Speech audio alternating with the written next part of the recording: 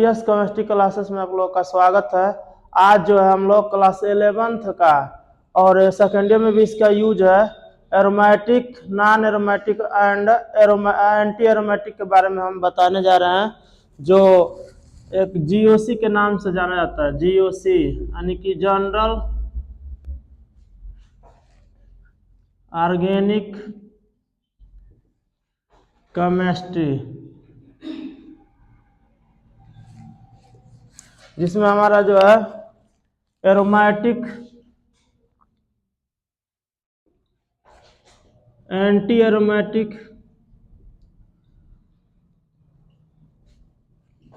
And non aromatic. सबसे पहले हम लोग एरोमेटिक के बारे में जानेंगे कि एरोमेटिक क्या होता है। तो एरोमेटिक कैसे पहचान करेंगे, तो एक हकल्स रूल होता है।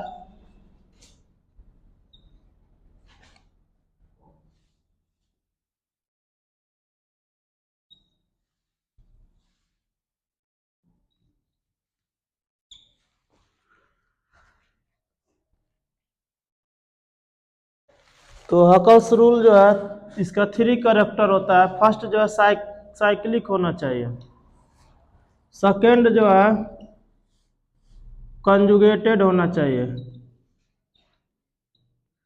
Conjugated means sigma pi bond alternate होना चाहिए, चाहे सिग्मा पाई लोन पेयर होना चाहिए, चाहे इसको निगेटिव भी कह सकते हैं, चाहे सिग्मा पाई अल्टरनेट जो है पॉजिटिव होना चाहिए। और थर्ड जो होता है प्लेनर होता है। प्लेनर, तो प्लेनर मतलब क्या होगा, इसमें डीलोकलाइजेशन होना चाहिए।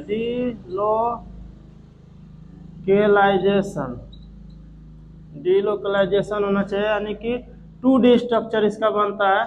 या sp2 हाइब्रिडाइजेशन होना चाहिए।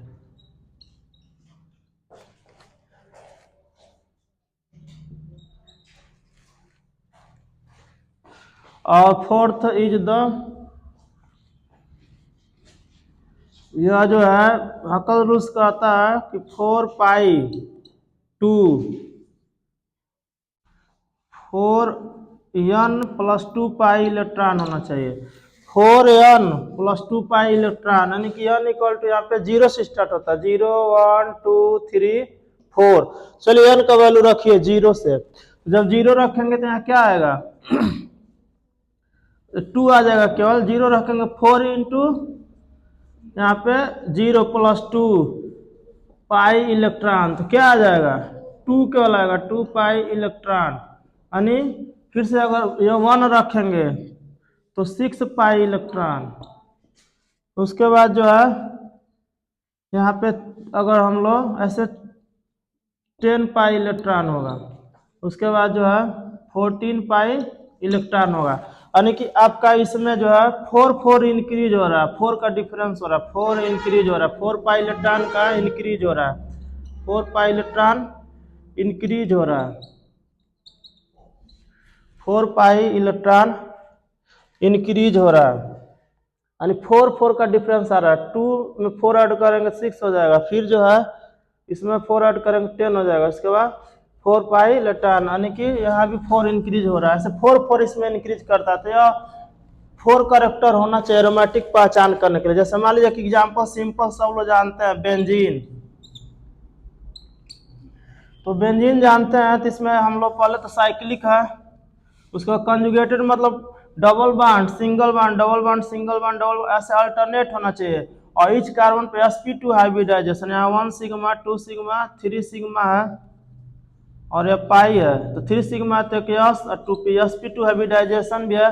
प्लेनर मतलब होता है 2D स्ट्रक्चर, ऐसे का हाइड्रोजन जिग जाग नहीं होना चाहिए, टेढ़ा मेढ़ा नहीं होना चाहिए हाइड्रोजन इसमें। तो प्लेनर में हाइड्रोजन टेढ़ा मेढ़ा नहीं होता है, यानी जिग जाग नहीं होता है, ये प्लेन में होता है, इसलिए इसको प्लेनर कहते हैं। डीलोकलाइजेशन मतलब होता है रोटेट करना, इसमें पाई यहाँ मूव करे, फिर यहाँ ऐसे डीलोकलाइजेशन करे, और इसमें sp2 हाइब्रिडाइजेशन है। और फिर हकल्स रूल जो है 4n+2 पाई इलेक्ट्रॉन होना चाहिए। तो हम लोग कैसे पाई इलेक्ट्रॉन काउंट करेंगे, यहाँ से देख लीजिए कैसे काउंट किया जाता है।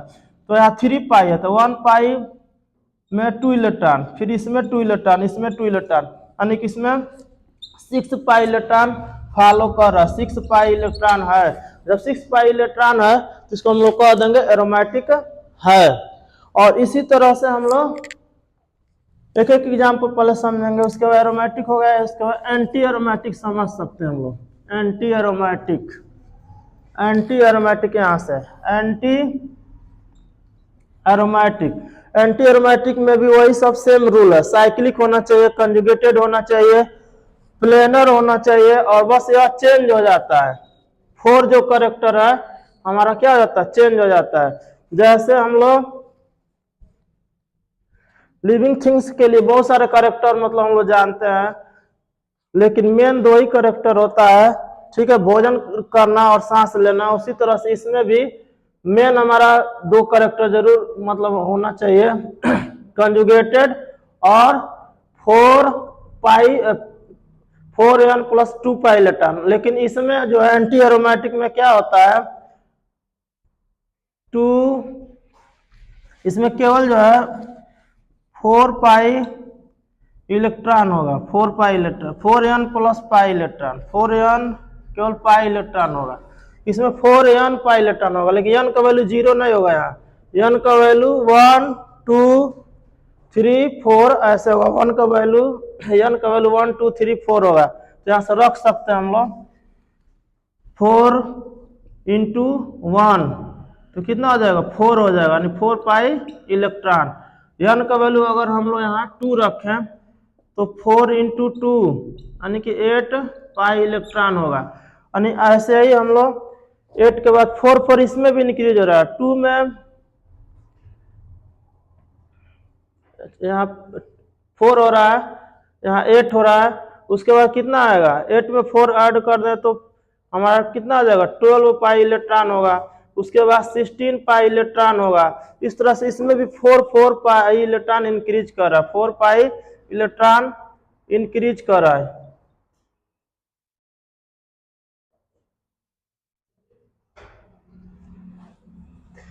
फोर पाई इलेक्ट्रॉन इसमें भी इंक्रीज कर रहा है, देखिए 4 तब 8 12 और 16। तो इसका एग्जांपल हम लोग देख सकते हैं यहाँ से,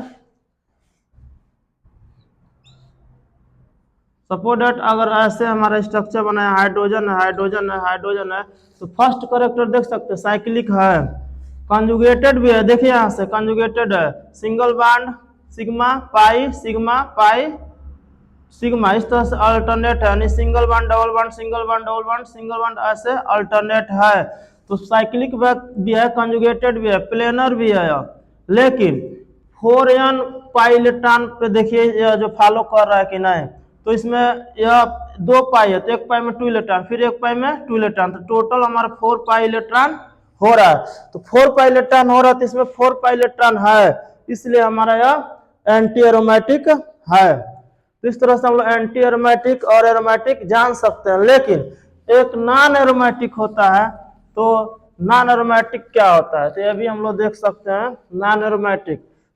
तो जो एरोमेटिक और नॉन एरोमेटिक दोनों का करेक्टर नहीं शो करता है, उसी को हम लोग नॉन एरोमेटिक कहेंगे।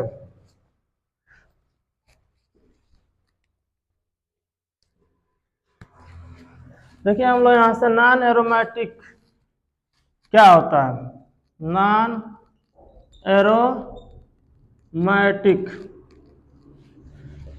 यहां से हम लोग बता सकते हैं, those organic compound which are neither aromatic and nor anti-aromatic.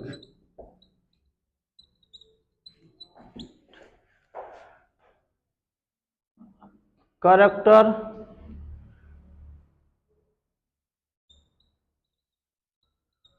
are called non-aromatic. Non-aromatic. Examples: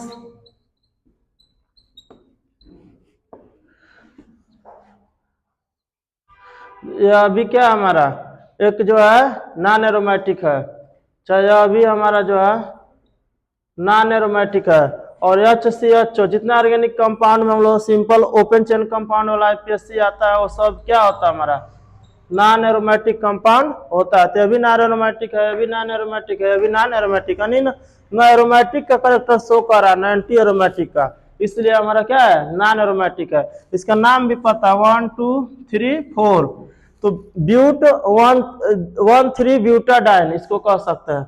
और यह जो साइक्लोहेक्सिन है यह फॉर्मेल्डिहाइड है और यह एस्टिक एसिड है।